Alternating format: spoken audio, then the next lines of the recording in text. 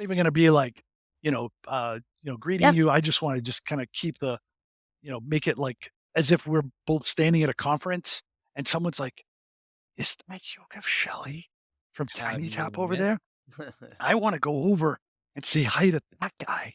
Oh my God, the awesomeness that he has spun up out of nothing. I need to get some of that just pixie dust of awesomeness to drop on me. So Okay, I mean, speaking of dropping pixie dust, like why don't we dive right into this NFT drop, so Yeah, to thank you speak, that so you much for did. having me. That was I a really good time love at NFT NYC this meeting you and getting to host the Animoca multi-layer family that cake of week. So awesomeness. There's yeah, so many I love things to to love that we're about keeping it what going. you guys did out of the It blocks was. post acquisition. We'll get into acquisition and the history and your hero's journey. Let's talk about what just occurred, please. okay, I'd love to. Thanks, Rich. Um, yeah, I think before we kind of explain about the NFT drop that we had, I think 3 weeks ago, it's very important to ask anyone who's watching this, listening to this, for a second, just forget about everything you know about NFTs. They have gotten a lot of focus on the PFP side, but the uniqueness side, and then later we'll try to find utility for them. I think we're coming from a different approach. We're going to where I want you to do focus on what you do know about NFTs and that they represent ownership. And then with ownership, you can do a lot of things. You can do PFP where this image is unique and represents me and is a part of a bigger project. So just this is my ticket to be a part of this project. But ownership can also means freedom, freedom to control how you manage your digital assets and what you can do with them. So today, if you have a video on YouTube or some on Spotify, you're basically confined to how the platform works, whatever how they define revenue share payments, the kind of business model that they have, maybe it's subscription. But once you give someone an NFT that gives them ownership over digital assets that they've been working, because but at this point in time, digital assets are just assets. They just happen to be digital. They're assets in the sense that someone worked to make them awesome, someone worked to make them profitable, and they are profitable, and people know them and access them. So it can be a nice falafel store down the street, or it can be a nice channel on TikTok. Doesn't matter. People worked on and build an asset. And so we took that idea and wanted to give the creators on our platform a voice. So we have a platform, I'll talk about it later, but the people on the platform create interactive content, and that content generates revenue from families who access the content.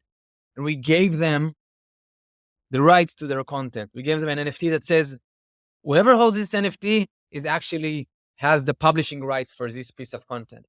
And by doing that, we already took the first step for kind of separating us as a platform from the content owners. Because now that you have that NFT, you can do all kind of great stuff with it that aren't dependent on the platform. I'll explain. If you have a video on YouTube and you want to, and maybe it's really a channel on YouTube, and it's really successful, and you want to add a business partner, then you're probably going to do an agreement behind the scenes that's saying, hey, we both share these digital assets. And maybe on YouTube, they have a plan where you can add the admin and members.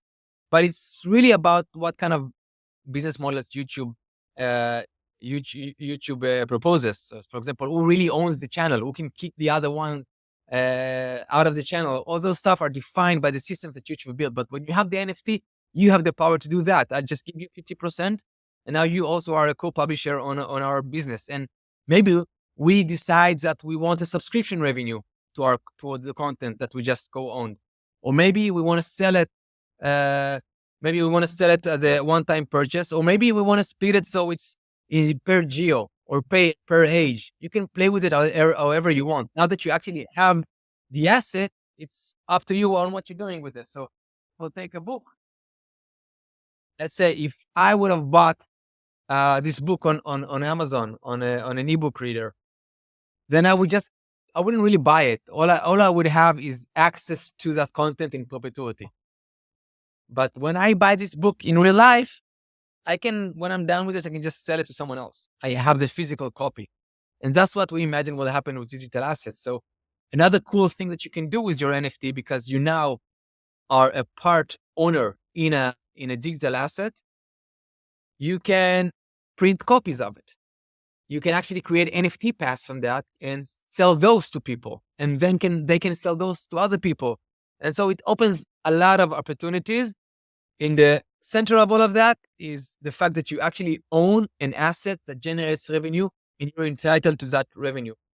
Now, in order to make this a reality in this ever-changing regulation space, because we're always kind of ahead of the regulatory system. To really to keep it as simple as possible, we looked at the publishing industry and how it works there. So in the publishing industry, you create a book. Now that's great. You're an author. You're a creative person. You've created a book. You need to get it out there now. So you might be looking for a partner. It's going to be a publisher or anyone who can help you promote your content. You do an agreement with them, and then you become co-publisher. So you sold a piece of your asset to them, and both of you work to make it a success. And so the same happens on Tiny Tap. Someone creates a content, then they can add partners to that content. Right now, we're limiting it to a one-to-one ownership.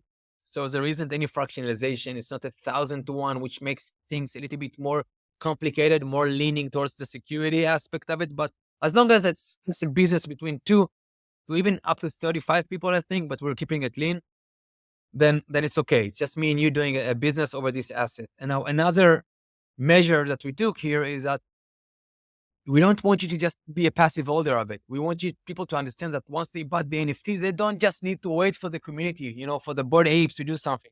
They can act, they can make an impact as an individual holding that NFT because they can localize it, they can put it on an affiliation program or sell it door to door themselves or be an entrepreneur. Like you don't need to build a company, you don't need investors, you don't need the tech stack. You need a good product that can generate revenue and that you actually own, so someone can take it from you because that's part of starting a company. That's terrific. That's terrific framing. I really love how you frame that, and I love the book metaphor because, of course, if you buy the rights off somebody for a book, then you can localize it in different languages and you can distribute it, and then you both, the content developer and the book publisher distributor, both have an upside around that.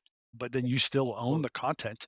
You're still the owner of it, and I think in some ways, looking at some of these real world business models is a good way to frame and wrap our heads around Web3 because Web2 was so distorted where it was advertising and user generated content. You don't own anything. And the internet's a giant copy machine. And good luck with trying to monetize that. Yeah, I think the problem is that I say that it's a little bit like what Apple has educated the market about privacy. We really Mm, didn't know we're missing something until someone pointed out and said, "Hey, you're exposed. Everything you're doing is registered. They're having cookies. They're tracking you. They're giving you personalized ads." And suddenly, everybody were really minded of their privacy, and Apple got the upper end because they offered the most private and secured platform. And I believe that kind of mind shift will happen in owning versus accessing.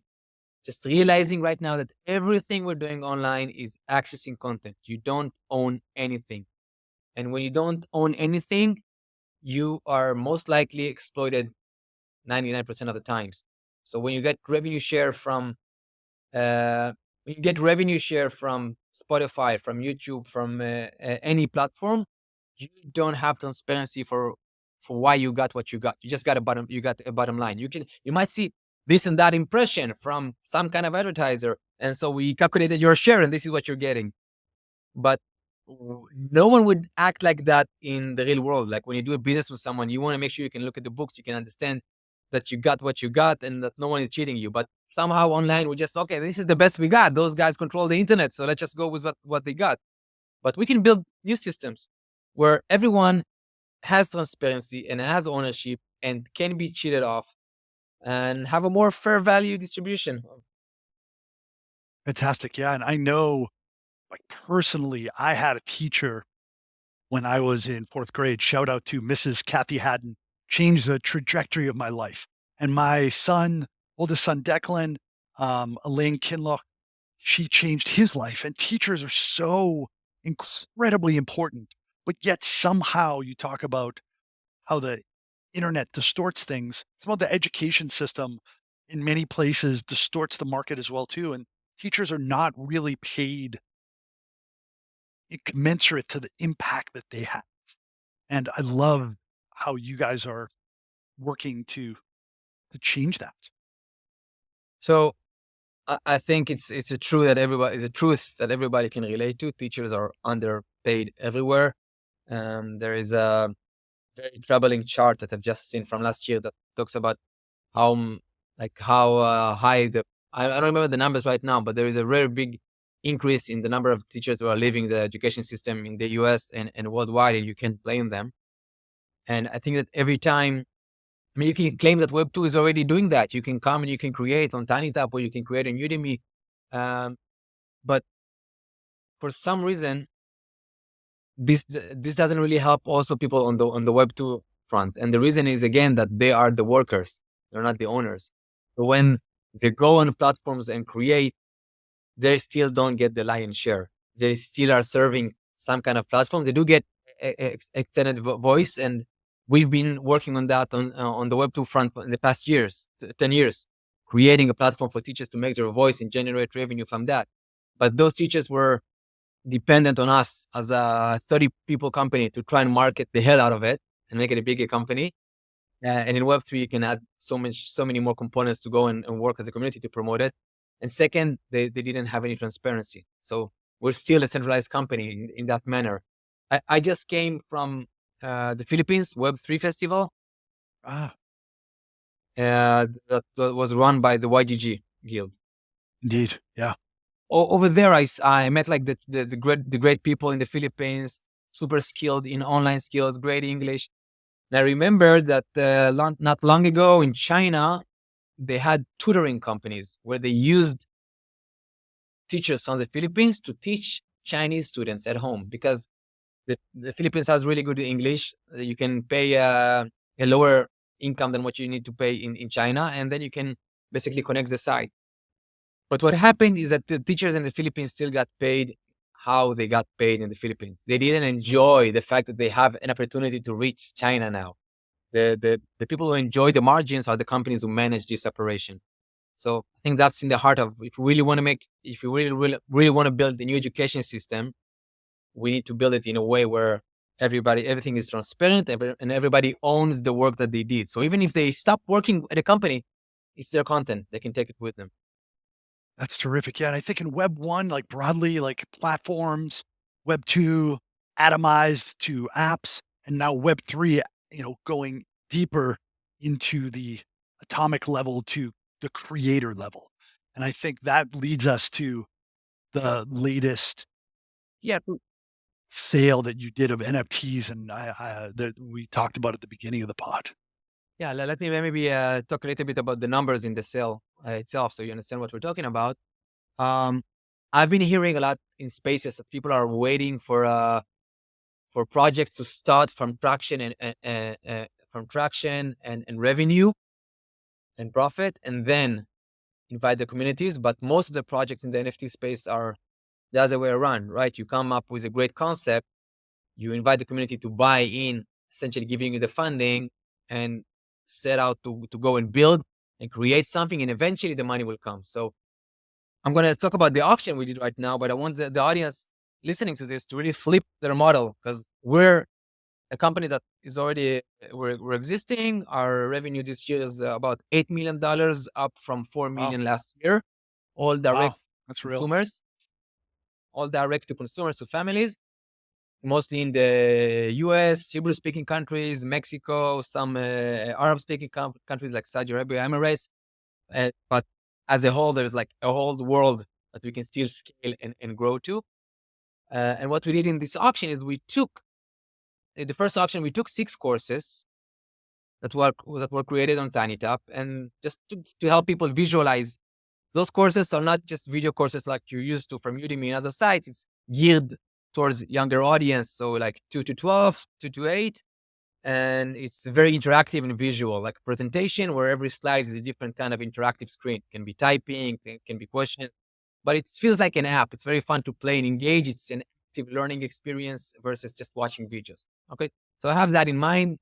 Everyone can go on TinyTap, get the iPad app, and create for free today. Just tinytap.com, or download the app on iPad. So we already had teachers creating content over the years, and we chose 12 courses and split them into two auctions. The first auction happened 3 weeks ago. The next auction is going to happen in the next few weeks. And the first auction was for 6 courses. Those courses has generated each between $5,000 to $15,000 in the past 12 months. And we advertise the numbers. It's public. We advertise the numbers. And that, and as the first step, Web3 for us was to basically define and release the proof of concept of the publisher NFT. The publisher NFT is that NFT that gives you right to digital assets, which you later can take that NFT, connect to a smart contract, and withdraw the revenue that was created from content that you co-own, co-publish, and also have features for you to promote that content. So we did those 6 auctions, and we basically use this auction as a way for people to join the project. So supporters want to support education and have that new asset in their hand, knowing that this isn't a 100x or 0x NFT. It's an asset like an apartment. It can go up, can go down. You can invest in it. The neighborhood can improve if you think about it. The project is the neighborhood, so we also invest in the project this way. Excellent. Indeed. And we sold it for about 5x on the revenue side. So if a piece of content was like 10K, it was sold. If a piece of content generated 10K in the past year, it actually was sold for like about $50,000. And that gave a lot of upfront funding for teachers. So 50% of what we did in the sale, which was $250,000, was the entire sale. Out of that, 120K went to teachers, paying them more than an annual average salaries in some case, or very close to that. Wow. Wow. So some people earn more than what they would make in a year in one of those sales. They made that from the sale. And I'll give you an anecdote. They even made it outside of the sale. So this is what happens if you open tools for people to be entrepreneurs. I'll talk about the specific course in the project. It's called English with Gabby. And Yes. Gabby is a teacher from Israel. And she created an English curriculum as a second language. You can do it English for Hebrew, English for Spanish. She built a template for English for languages. And she built a curriculum over 6 years. Kindergarten, first grade, second grade, third grade, fourth grade, fifth grade. Okay? So each course is like 50 games. So it's more than a course. That course that she sold on the auction was sold for $77,000. I don't remember how much ETH it was. I think it was 70. Now it's 55 ETH, something like that. Yeah. So she sold that to a guild from Japan. It's called Japan Works. I'll talk about the kind of stuff we can do with guilds later. But it was sold in the auction. Gabby will get actually half of that, which is about $35,000 to $40,000. Which is very significant, and she can create more projects, and she can actually improve the current project that she has. This is amazing. But during this time, we also launched a new model in Tiny Tap, which is courses, allowing people to sell courses directly outside of the subscription. And that opened the entrepreneurship mind in a lot of teachers. But we also want to invite people who are not teachers to think like that, buy the NFT and do what Gabby did. So what she did during the month of the auction, she actually took the courses that she had and she applied to some kind of bid here in Israel, and managed to sell to 8,000 students in I don't know how many schools. I think hundreds of schools. 8,000 students have purchased access to her course in the same month that she sold it as an NFT. So I don't want to talk about numbers here too much, but she made a lot of money just from being putting in the work first, creating the content, getting in on the NFT action, getting on the courses sale. And someone who bought that course can suddenly, even though that course has made only 15K until now, can suddenly make a lot more because she found a new channel to sell it. Maybe they can do that in Japan. So that's really get me excited about helping people become the entrepreneur they can be, because anyone is an entrepreneur. You just need to not be happy with what you got, with the status quo, and like challenge everything. So as long as you have that mindset and of what can happen and not what can't, you'll do fine. You just need the tools, and we're here to give you those tools.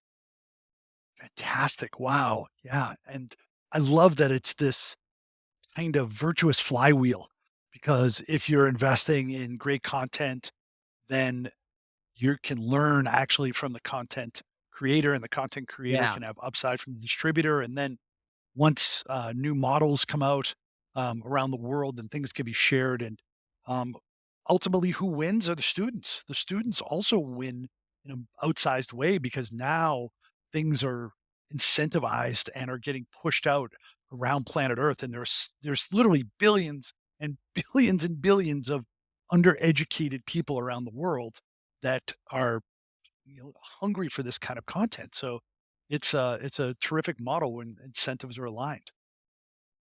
It's there are billions of people who are uneducated, and once you get to those numbers, you're clearly talking about outside the U.S. alone, right? And like it's important to understand how. Yeah, Undereducated, yeah. let's say, So yeah. I'll tell you what I'm thinking. The way products come to be in our world, like because we're in this space, we're building, we're talking to investors, we're creating, we have some kind of understanding of how the world operates in a different layer. Okay. And so education, a lot of the time, because it's a very hard business to sell to schools sometimes, um, it's been overlooked by investors many times. And especially if it is looked at, it is focused, people are focusing on math and English because that sells the best, and they're focusing on English speaking countries. But if you think about Nigeria or Vietnam or India, or India is actually doing amazingly now with Baiju, but there is so many communities and so many cultures and languages that you can't produce all this uh, edtech, educational technology content for all of them. And there's a left behind. But if you build tools, then the communities can come and fill the gap themselves. They can create the content in their language, but what they need, and promote their agenda. And that is what we're trying to do here, to give tools for communities to come together and create, own, and promote educational curriculum that they want to see in the world. Yeah, to be able to do well and do good, and to have this sort of, truly like asset backed NFT where the utility is baked in and has really long term value. Like it's wonderful to see. We're starting to see these kind of projects launch. But this is something that's a kind of like an overnight success story after how long? About a decade, right? And can we go back a little bit to your vision when you were mission and vision when you first set out to do this? Yeah, I can tell you that after 10 years, I can totally relate to those graphs. You know how they see, like they show like the graph to success is like this, and then this, this, It's so messy. and you normally And just and hear and those and let's companies. and first of all, you're not supposed to win, and the odds are against you, right? That's just the way it is, right? The most likely outcome is that you're not gonna make it, but, you've really pushed through, and I would love to hear your mission and vision, but also some of the really tough moments along the way to kinda give people listening a little bit of, cheerleading and comfort that, Yeah, in the darkest moments, things can still work out. yeah, I'd love to go back and tell our story. But even what you just said now, like the odds are against you. That alone just gives me motivation to try harder, because I see the positive side of that. And the positive side, that if the odds are against me, the odds are against everyone. And so people are just discouraged to even try. Just remember that I don't want to be a cliche, but you miss 100% of the shots you don't take. Yeah, sure. Most people think like that, and then they don't take those shots. So No, as long as you, but if I may, you think about like, okay, there's the ideation, and then I get an idea. Okay, I get a team, I make the product, I do the marketing, I do. So I teach a course about entrepreneurship. I'm like, when do companies fail along that way? And people are like, oh, maybe, I don't know, when they're trying to raise money and market. I'm like, no, before they have like before they even have the idea, they're like, I'm not even gonna try. Or they have the idea and they're like, I couldn't possibly do this. They give up way before they even, take the shot. So it's you know, these crazy dreamers like yourself, like that's what puts a dent in the multiverse. That's what we need more of. So when you were coming up with this idea 10 years ago, like what was the vision? What was the aha moment for you? yeah, so some background about myself. I'm a visual guy. I studied design. I'm an illustrator. I come from the product standpoint, and for a moment when I studied like design and visual arts, I imagined all that all the entrepreneurs and companies came from designers because they're so creative and they're thinking about ideas. But unfortunately, a lot of people they finish college and they go out with the hat that they got, and they just keep wearing that hat instead of understanding that they can flip it and be all kind of personalities.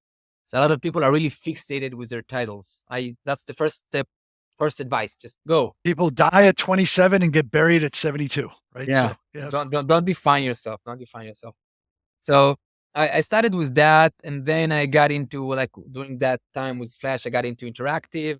So I got into coding, started with Flash, then Objective C, Python and Django for the backend. So I accumulated more skills every time I had an obstacle to overcome, and that's really true for education. That's what a lot of the criticism we have for education today. That you get a student, you just like give them all the information you know in the world. Here's everything you might need.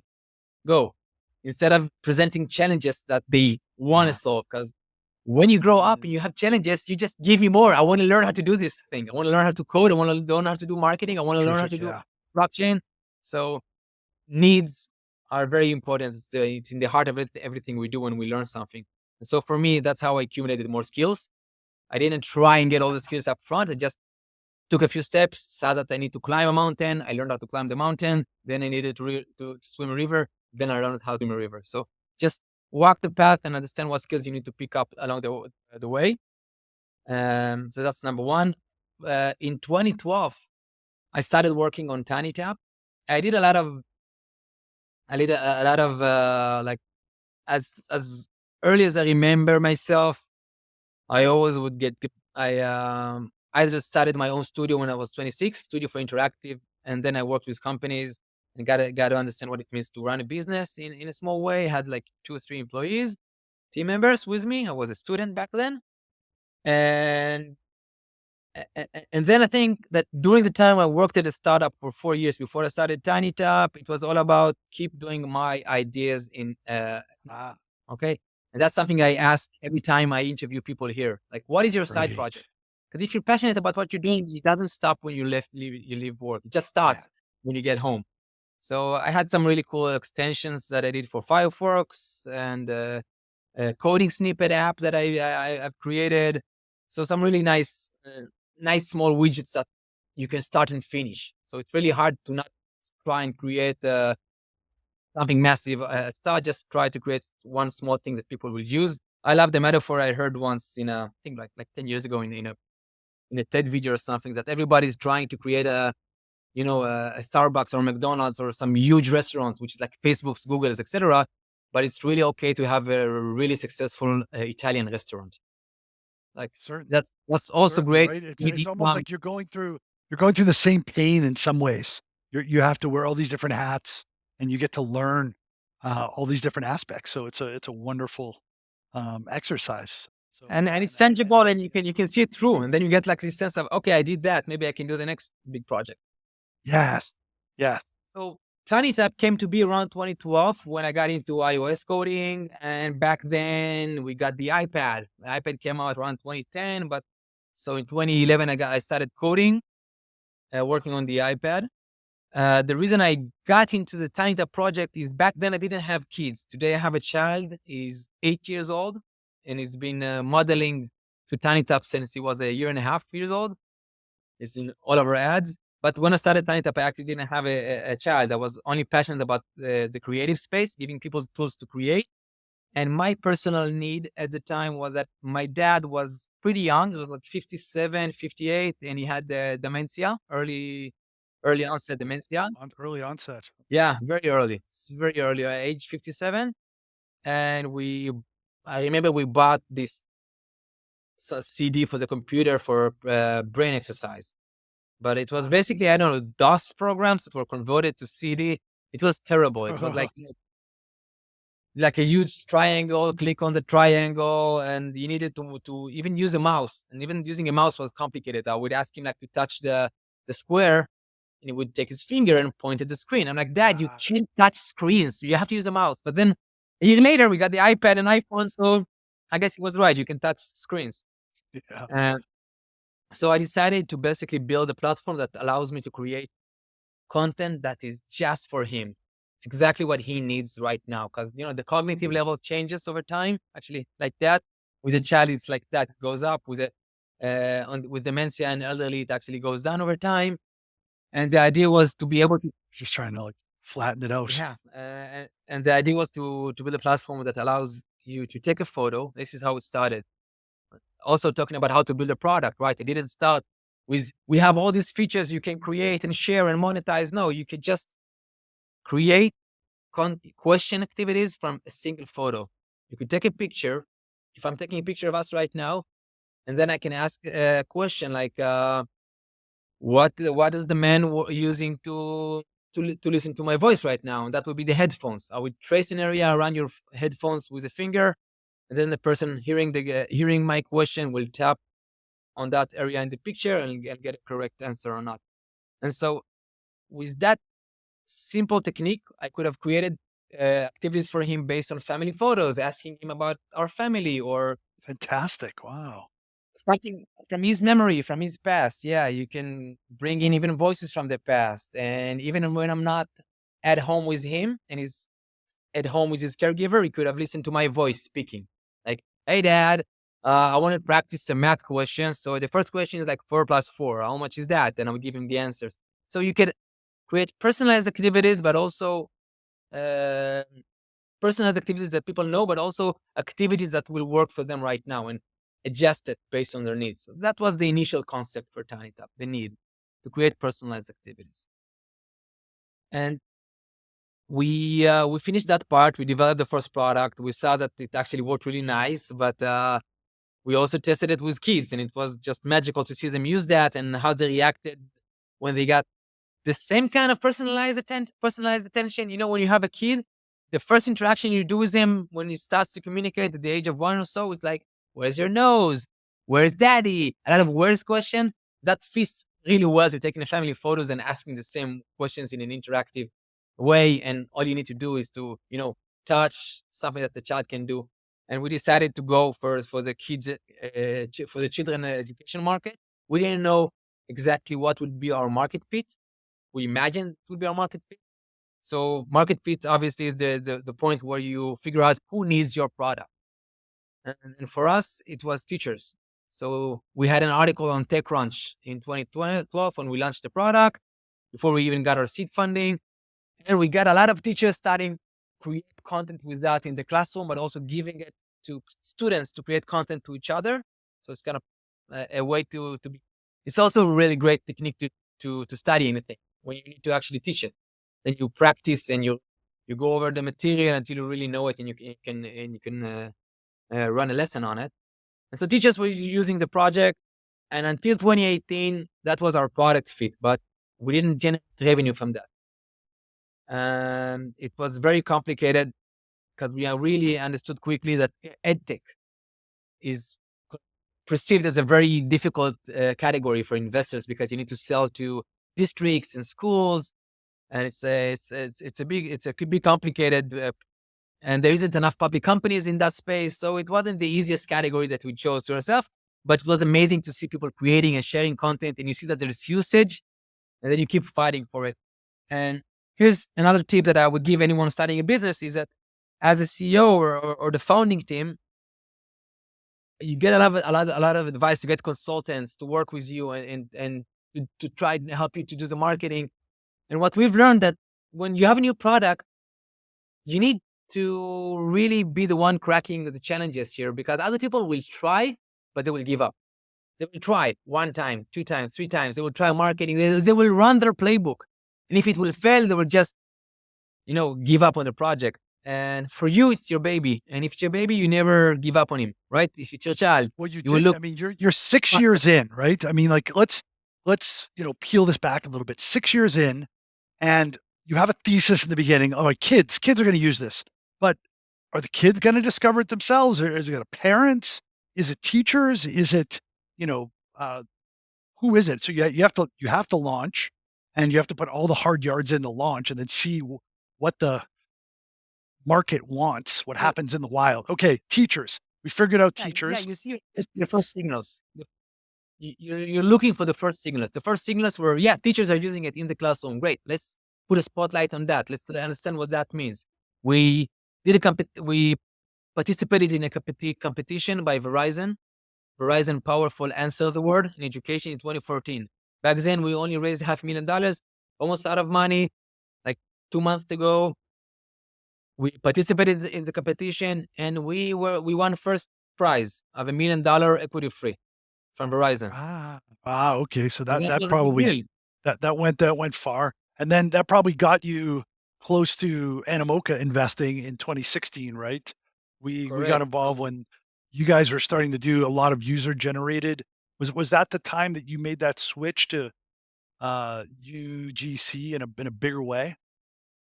So I think UGC was always there, but that was the time where we kind of switched to selling to consumers. So after trying to sell to educate to schools, we saw the schools are using, so we developed features for schools, try to understand what they'll buy. We have some great stories about how schools were using it, but there wasn't enough revenue. So the next phase in the company would be to find your money fit. So we say there's product fit, which is which who needs your product, who uses that, but that doesn't mean that that's the segment that will also pay for your product. So you need to keep searching for your money fit. Don't stop at product fit. It can even suck you because if it suck you down, if you look at like the lean startup behind me, Yes. the playbook for startups is you look for your product fit and then you zoom in all in on that, but it might actually be the wrong thing to do because if you found something that someone that can really sustain your business, you can't stay there long. Maybe you can go back and do some good there later. But right now, you need to first focus on making this a successful business. And then we focused on parents in 2018. 2018, we had enough of a content library. We had like a quarter, not like, oh no, back then we had like 150,000 educational games. And this is another great thing advice for everyone. It's not really I mean, you talked about it earlier, like what it takes to succeed, but just get into the court and start playing, right? That's the first step. But then you might need to play for years until something good happens. So Yeah. staying Patience. alive is the second tip. Staying alive is don't give up. It ends when you give up.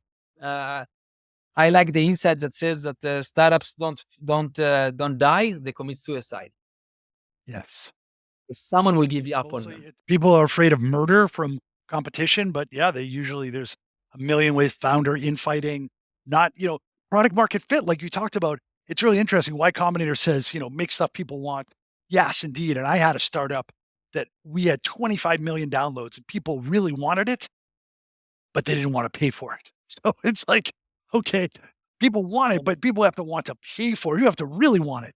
And so for you, you're like, okay, we're steering the bus in a different direction. We're gonna go from teachers to parents. And Alexander Osterwalder started the business model canvas, and he talks a lot about, like you talked about, it's not just product, market fit. It's really the business model that is the key part for turning it from a product into an actual business, and you did that. exactly, and if you looked at the data, the signals weren't there. Like a lot of people, investors also told us, like families have a lot of money, go and sell to families. And we were looking around us and we didn't see a lot of companies succeeding in that. And we looked at our user database and like parents were 3%. We had like 100,000 users at the time. Now And we and have and why eight and a why half why do you million. think that? Like, what was the reason for that? Why was there not success Because up to that point? parents have a different funnel. So for teachers, they shared the tools between themselves. There was a lot of organic growth. And I grew up in a period, my startup journey started, I think, in 2004, 2006, like YouTube and Facebook and MySpace and all those companies were growing. It was all about organic growth. Like how fast can you get this product from the product organic growth needs to kind of push the growth of the product.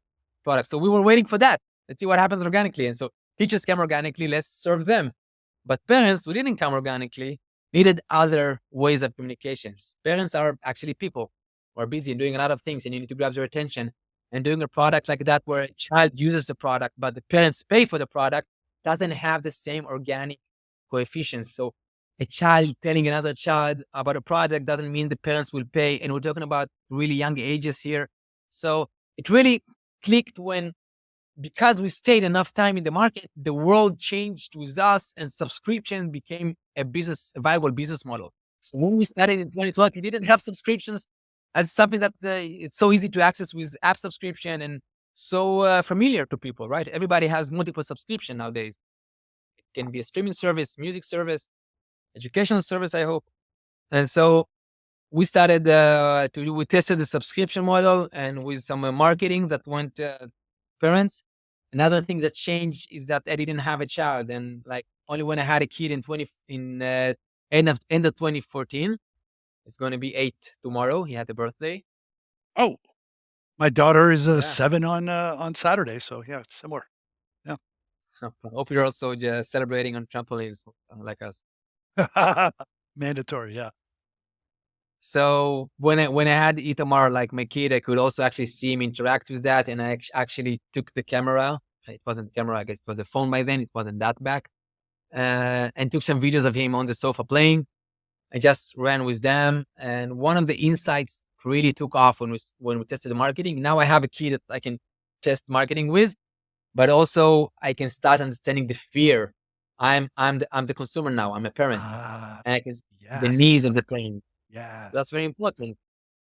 And you know what's the number yes. one fear for parents at those ages? This when it comes with digital devices, that's It's too screen much. time. Yeah, It's too much just screen screen time, yeah, time. yeah. Yeah, and what you do in screen time. So when you have a child and you give him the phone for the first time when he's 1.5 year old, and a lot of people will say like 1.5 year old, no way, my kid will do it. We'll only start using it when he's 20. But let's wait and see.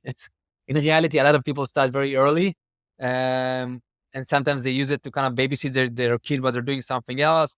And YouTube, a lot of the time, is the first content that young audience are consuming, young children. The reason is because they're so young to use interactive content that YouTube works really well and kind of zombies them out. But the parents normally feel Yes. bad about it because That's the thing is it's that that's there is bad content on the screen, of course, and you want to replace it with lean forward, engaging learning content, and I think that's where you exactly lean stepped in. forward active. Exactly. Lean forward, active learning experience, but that works for young audience. And so when we started the marketing, we started our ages 2 to 12, and we saw that with this message about not being a YouTube zombie and about focusing on interactive learning, the market in that market feed, the people who really that the message resonated with them the most were ages 2 to 8. So we actually focus even more on that. And then when you do that, everything changes. Now that you know where your money fit, you're starting to adjust your product to fit to them. So it means instead of a grown up that you go over content like on Netflix and it's very complicated and it's text heavy, now your audience is 2 to 8 and they need to be able to navigate without reading. They need, sometimes it's the first device they'll use. So it needs to be as simple as back and forth rather than something complicated with menus. And what happens if the child doesn't know the answer? It's really easy for them to just close the app and go to YouTube. You're not in the classroom environment. You're in a family environment. You need to entertain. Otherwise, people will just leave you. So what And so we built. what do you do in that scenario? What's the usability for that then? So What did you what's learn funny about around it that that? we need a lot of usability. Yeah, the usability we did is we created a system called guided learning or passive active learning experience, where even if it's a small child and the parent isn't there to guide them right now, the app itself will act as the guide. It will show a hint where the answer might be, and if the child still doesn't know, it will actually answer the question and next question replay. So you can completely experience standing up being a passive participant, or you can lean forward and be involved. So we had to do all those kind of things and adjusting between ages and the level of the player. But we ended up with something that has really good usability and that increased our retention and conversion to from trial to paid, etc. And that's great and managed to generate significant revenue in that sense. And Animoca came in a year before that, before we even generated revenue, because they believed in the power of community-generated content and in education. So that's when they came in. while we were growing our subscription business from 2018 and being able to finally also pay for teachers, that's also very important. Maybe a nice anecdote. We built sort of a marketplace. You have the creators creating and you have the families buying. And a lot of people, when they look at this kind of business, they try to understand like, how do I get the people to create content if I don't have the buyers? So for us, it was giving the creators value other than money at first. So the creators on Tiny Tap came because they wanted to create the content for the classroom. They needed the content in Arabic. They needed the content to be about real-time event like the passing of Queen Elizabeth, whatever happens right now. They needed to create that so they can have fun lessons. Then when we have enough value that they've created, we could bring in the monetization side. So that's another way to solve the chicken and the egg Oh yeah, equation. and there's so many things that you needed to glue together. It just took time to put together that double helix DNA. The market needed to change with subscription, and you needed to really figure out who the actual purchaser was, and then creating this marketplace with the teacher is really fascinating. I think there's kind of this interesting DNA that you have, which is as a designer, like Stuart Butterfield from Slack, he's a designer, the founders of Airbnb, they went to RISD as, designers, and Chad Hurley from YouTube. I really think that there's a bias towards tech founders, but in as far as a user is concerned, they want to have a delightful visual experience, and the tech should be underwater in the iceberg, and it should just be this little tip of awesomeness. So I think it gives you like this kind of superpower. And can you talk a little bit about that? I think it's super to the point. It's super relevant what you just said, especially when we're talking about Web3, that the technology needs to be in the back. Even though we are celebrating the technology, people need to understand value it generates. You can trust, you get transparency. This is how you see everything, but you don't really need to understand what NFT is right away. Actually, it might confuse you. It's just like I remember the time when everybody tried to explain the cloud. So it was Yes. always servers, but eventually we got to this analogy of cloud so people could understand, oh, I put it in that cloud and then I can take it back. They found Yeah, a I mean, nice if you think about it right now, like, what's your favorite website? Oh, I love, I don't know, I love this channel on Reddit. It's like, okay, what cloud server are they on? I don't know. Do they have their own instance? Is it Amazon, Azure? Google? I don't know. I don't care, right? And you kind of shouldn't care as a user, right? Exactly. And that's what we're trying to do here. We're trying, like a lot of people ask us, like, why are you getting into Web3? And like my immediate answer is what I said in the beginning of the conversation: trust and transparency. To make sure those people in the Philippines that they create content, they actually get the value, and to make sure that people who want to support education, for example, with philanthropy, if you want to donate money, you should do it via our system because you'll see how your money actually result in the change you want because everything is transparent, that it doesn't go to salaries, etc. But they don't need to understand how everything works in the practice. They just need to understand the value. Um, yeah, that's one important reason why you should look at the values and not the underlying technology. Certainly. And I love how you bring up the Philippines and how in many ways, the power is going to the creators and also the users and owners of the NFTs. And the Filipino population really, I think, spearheaded and pioneered a lot of that. I'm based in Bali in Indonesia, and Southeast Asia has this very strong uh, Web3 following. Like, how does that all calculate into the future of Tiny Tap and your vision of this global platform, and how people can the Gini coefficient and everything can be sort of shrunk through what you're doing. Okay, so uh, if I'm going back to my previous answer, the reason we got into Web3 is because the value of transparency and trust, but also because of the way it's set up and the thesis behind Web3 is that once users and creators have a stake in something, they have more incentive to promote that platform than others. And the more hands touching something and involved in a project, the more creative ideas and business models can emerge. and new possibilities can happen. So that's what we're trying to achieve. And one way to achieve that is by building communities that co-own their own curriculums and push that forward. So if, for example, if we're talking about Bali in Indonesia, we can imagine creating a community on the ground of teachers who decided to work on the Tanita platform, create their own curriculum, not just a game or a course, but actually create their own curriculum. Maybe it can be English as a second language. Maybe it's something can be something local. That's Balinese culture and history or something, yeah, even yeah, something preserving local stuff, yeah.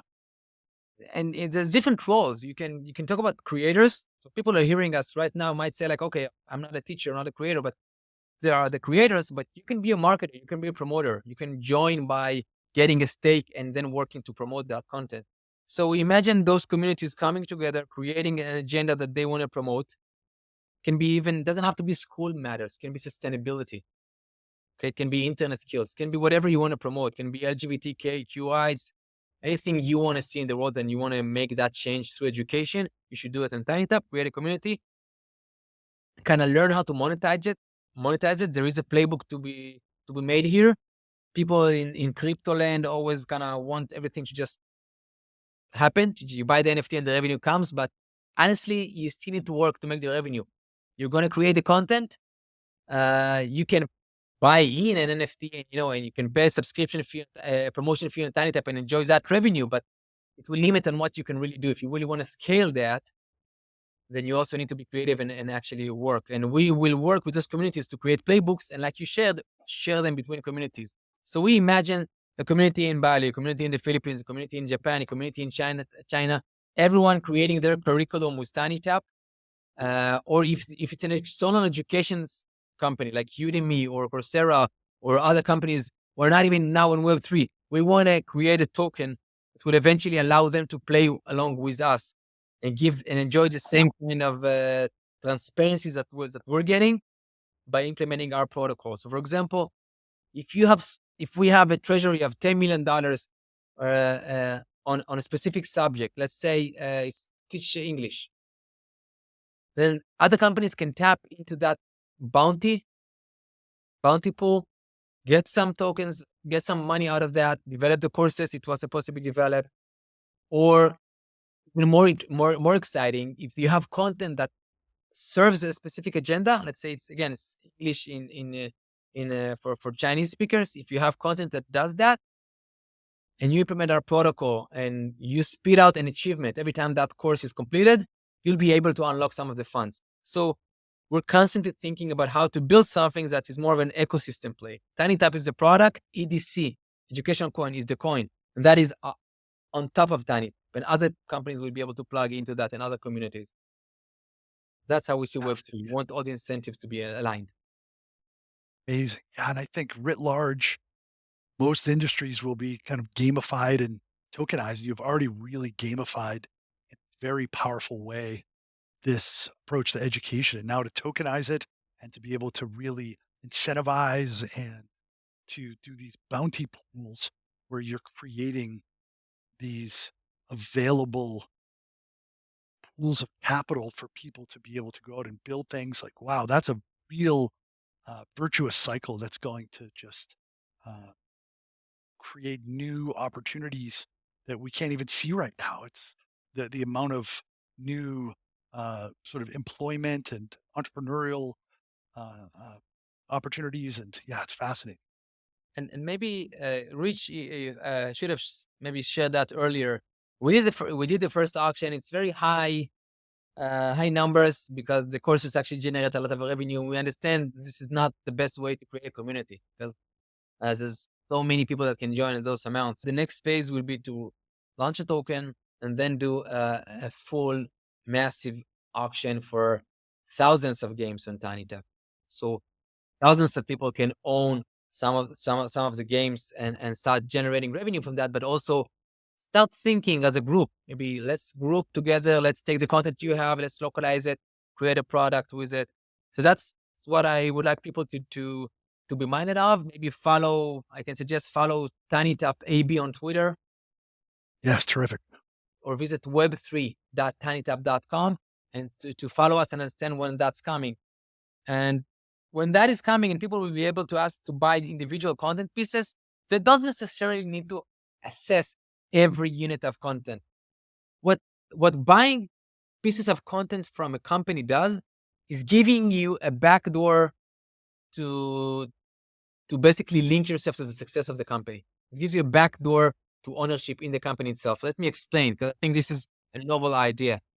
When you buy content on Tiny Tap, you don't buy shares. Shares investors buy, accredited investors buy. But when you buy individual pieces of content, those content are making now X dollars, and the company is making Y dollars. Now, when the company will, instead of $8 million, will create 80 or $800 million, then suddenly there's a lot more subscribers and more revenue that will go and flow down to the content level because there's more subscribers accessing. So don't think about Tiny Tap. Thinking about buying part of House of Cards on Netflix very early on, or evolution of dance, or Charlie Beat My Finger. I don't think people will know what I'm talking about here, but buying Charlie. something you do, right, Rich? So that's what it I think means. a lot of Buying. listeners probably do. Yeah. Okay. If not, Google it. Yeah. So Um, indeed, to be able to like think about it, if you could invest in Netflix early on, back when they were mailing CDs, that was a different. But if you could invest in the content, but in doing so, you're part of a much larger play. I think that's You're what also supporting these that content. You're tokenization's going to supporting the unlock. content you want to see. You're supporting that specific area. Don't invest in all already. Just take a specific channel that they have there, or take. I want to see more content that talks about sustainability. I want to see more content that talks about that. They say that you vote with your clicks, right? Like there's so much hate online, and there's so much bad videos and images, but we click on them. So the people who promote that just understand that that's what you want to be fed. So they keep creating that content. And so I think buying NFTs in content platforms is the way to also vote on what you want to see online. Offset that and drive forward the content and message that you want to see out in the world. Wow, terrific. Excellent. Wow. As advertised, ladies and gentlemen, Yogev Shelly, founder and CEO of Tiny Tap. Thank you so much. We're going to put all that in the show notes. I'm going to be, closely watching the tokenization, and my daughter loves it, Tiny Tap. So it's terrific. Whatever you're doing, keep doing it. And your homework will be to get the iPad app and create some games for your daughter. Give it a shot. Parents are Challenge educators. accepted. Challenge accepted. Excellent. Terrific. Thank you so For much. having you, Rich. This podcast is for information purposes only and should not be considered as financial advice. Any opinions provided in this podcast reflect the views of the speakers only.